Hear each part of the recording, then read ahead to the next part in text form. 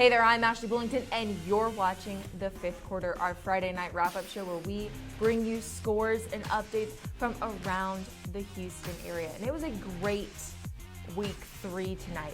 Several games came down to the wire, comeback victories, awesome storylines from around the greater Houston area. We're going to kick off the night with Westfield versus North Shore. Westfield only allowed 2 points up until tonight, and North Shore had a thrilling come from behind victory to pull it out 24-21. They were down 14-7 at halftime. They cut the lead to 14-13 on a Hagan touchdown with 3:08 left in the third quarter. In the fourth, Westfield scored once again to make it 21-13, and then a comeback victory for North Shore. They win this game 24-21 for the night. Up next, Dickinson beats Dawson 42-24. Dickinson needed to see if they could bounce back after that tough loss last week against Allen up in the Metroplex. We're going to go to 5A next. Leaf Elsick and Shadow Creek. Shadow Creek has rolled over teams all season. They've allowed, up to this point, only allowed 14 points. And tonight, they beat Leaf Elsick 63-7. That means the average points that their team is letting a game is 7. That's 1 touchdown. And they're scoring well over 50 points a game. It's absolutely amazing to see how well those two teams are playing. Up next, we have Tomball Memorial versus Cy Woods. That game came down to the wire once again. You know, we've had so many games that came down to the last few seconds. This one literally came down to the last 6 seconds of the game. Tomball Memorial and Cy Woods and the War of the Wildcats were tied 28-28. Cy Woods kicks a field goal to put them up 31-28 with 6 seconds left in the game, and their defense would shut down the offensive attack for Tomball Memorial to win this one 31-21 in the War of the Wildcats. Another great game. Another team that we want to talk about is Spring versus Travis. This one, it looked like Spring was going to take this game from Travis, but no. The Travis Tigers are on fire. They are almost unstoppable. You can never count them out. And in the fourth quarter of this game, they had 3 unanswered touchdowns. They scored over 20 points in the fourth quarter alone to bring this one and beat the Lions 53-49. Amazing night around Houston. And when we come back, we're going to have more scores and updates as we talk to producer Robert Sheik and Inside High School Sports insider Matt Harris about everything that's gone on tonight around the greater Houston area. I'm Ashley Bullington, and we'll be right back. Don't forget to catch our extended coverage of the high school football season each week on The Warm-Up, presented by your local Houston area Geico agents. We will get you ready for all the action this Thursday on all our social media outlets. 2, 1. And we're back with the fifth quarter, and I have on the phone Inside High School Sports insider Matt Harris. Matt, week 3, another huge week of high school football in the greater Houston area. What are some of your thoughts on the night? I think that one of the big things that we're going to see this year and that we're going to talk a lot about on the fifth quarter this year is North Shore. Obviously, they went out and they won against Spring Westfield 24-21 tonight. And I think that a lot of people had really, really high expectations for North Shore. They came out, made a couple mistakes tonight. They came from 8 points down in the final 2 minutes to win this one. And North Shore just feels like a team that, yeah, obviously they're a really good team in Houston, and any other year would say, yeah, that's a really good team, but it just feels a little bit off from maybe our expectations, because this was supposed to be one of the top teams in the nation.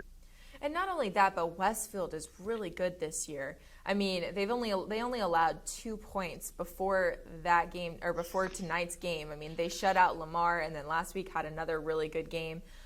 So for North Shore to not only have a comeback win, but to not really play to our expectations, but Westfield to really keep them in a corner per se. That says something about the Westfield team that we have down there, down here.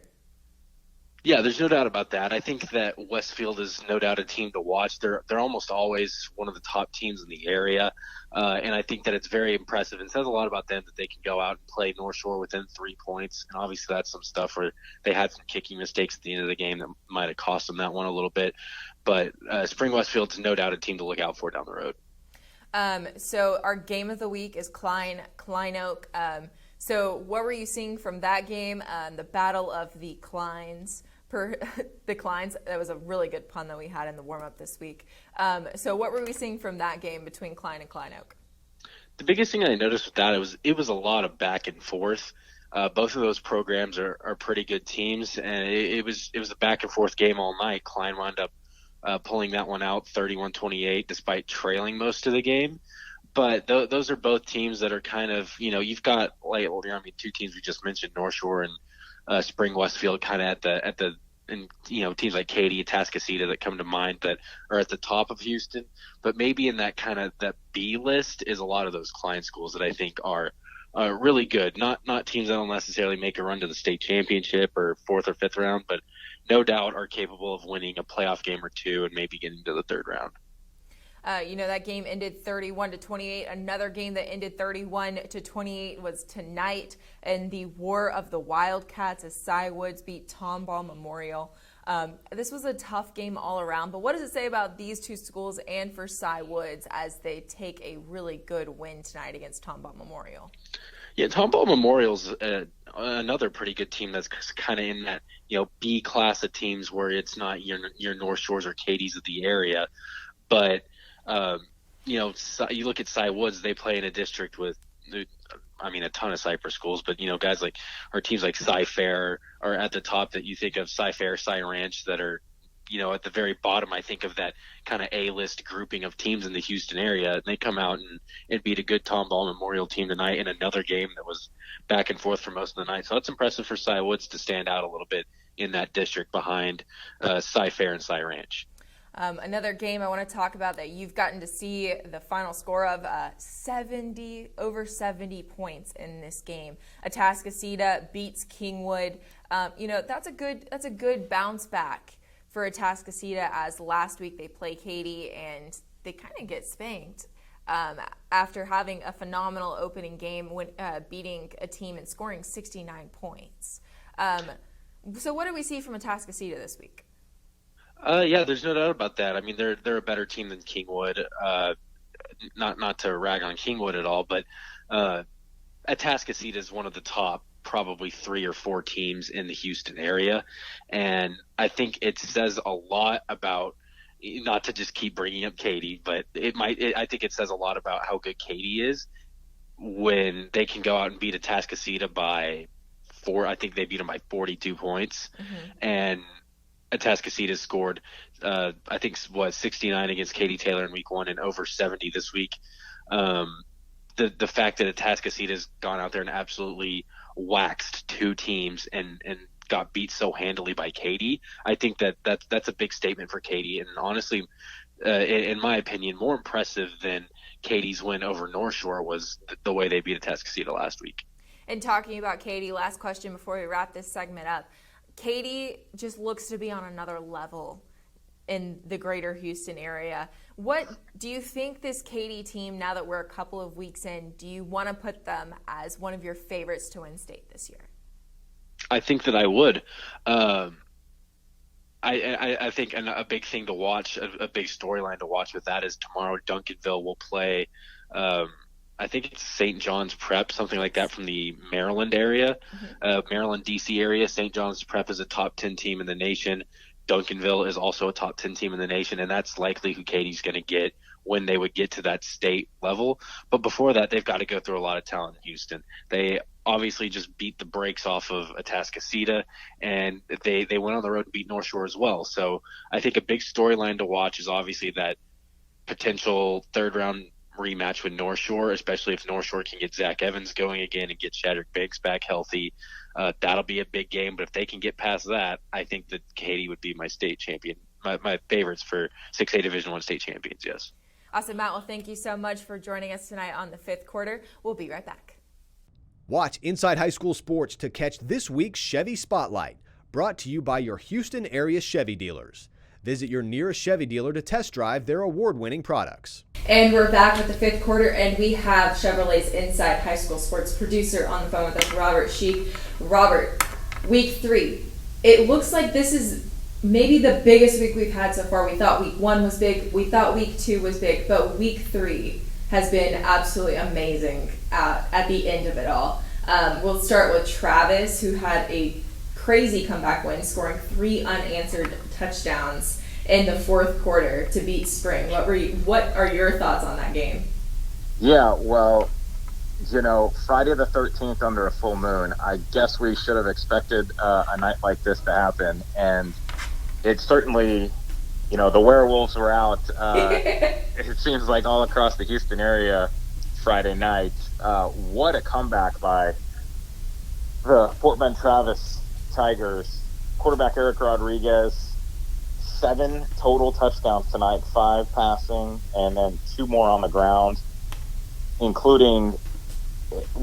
including, but to set up the final touchdown, he takes it, I believe, 51 yards on a quarterback draw play to get it deep down into Spring territory. There's something about this Fort Bend Travis team that it just seems to be like that special magical team. This Travis team has looked really good now. Each of the first 3 weeks of the season, big wins over Foster last week and now Spring this week. Yeah, this is definitely a team to keep your eye on. That quarterback receiver combination of Eric Rodriguez to Parker Washington seems pretty unstoppable right about now. So Travis is now 3-0 on the season. Another big game, which was also our game of the week that people are going to see highlights tomorrow on Chevrolet's Inside High School Sports for, is Klein versus Klein Oak.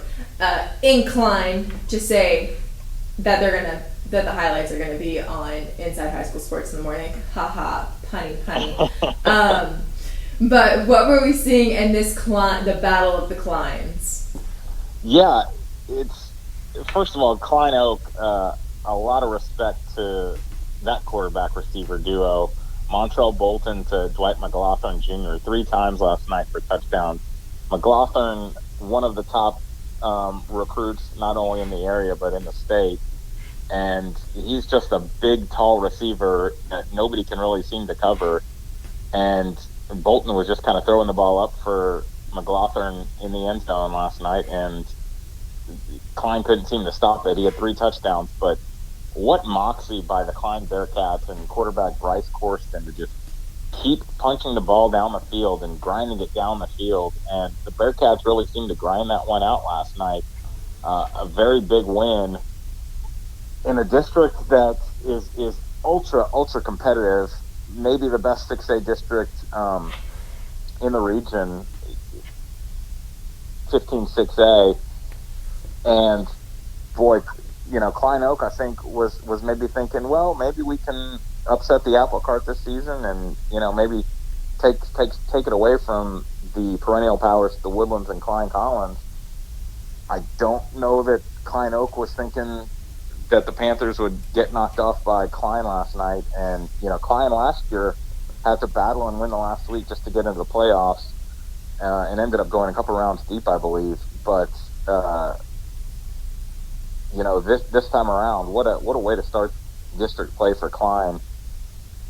Taking out your crosstown rival like that, 31-28, with a late fourth quarter touchdown drive to put that game away. Pretty impressive stuff by Klein last night. And another one that was 31-28 that came down to the very last seconds was Tomball Memorial versus Cy Woods. How amazing of a game was that?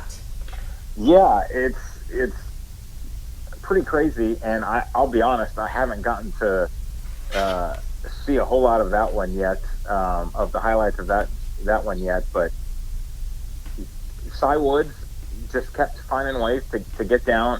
First of all, incredible resilience by that Cy Woods ball club.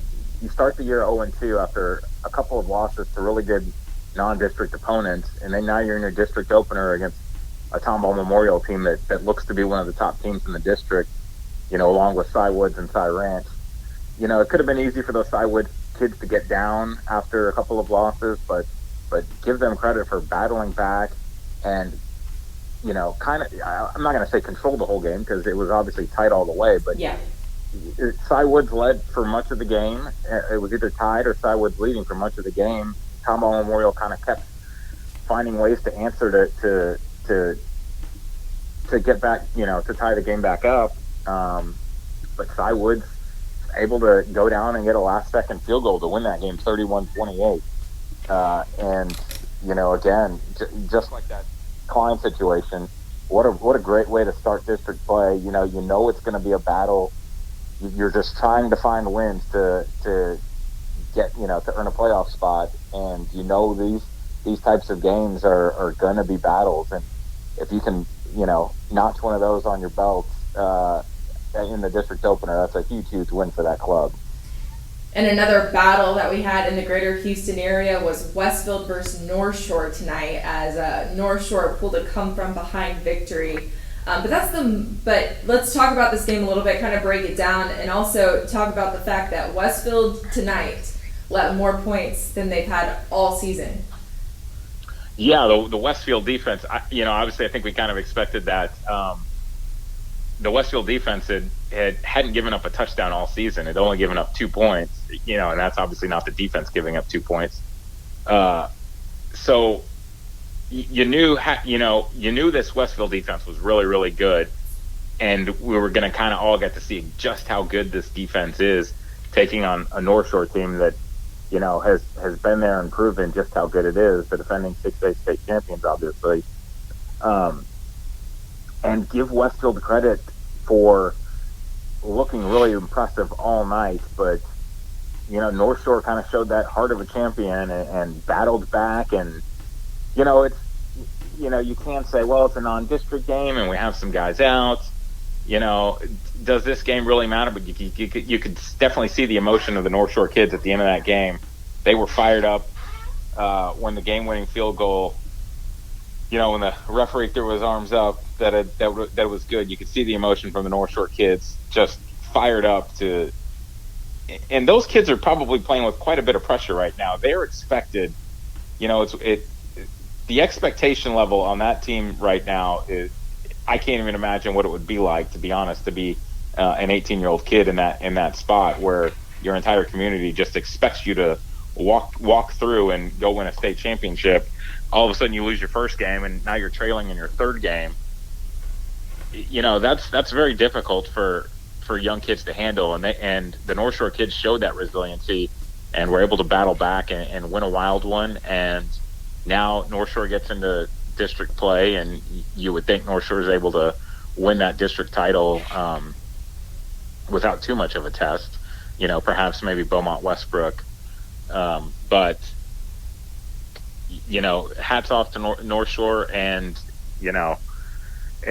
it'll be interesting to see how all these teams stack up in the postseason. Obviously, nobody's going to want to play Westfield, especially after seeing what Westfield almost pulled off tonight. I mean, that could have been an amazing win from Westfield to cap off the beginning of a really good season, but both of those teams are now 2-1. It's getting late, and tomorrow morning is a new episode of Chevrolet's Inside High School Sports. What all highlights are we going to be seeing at 8:30 in the morning on KGU11?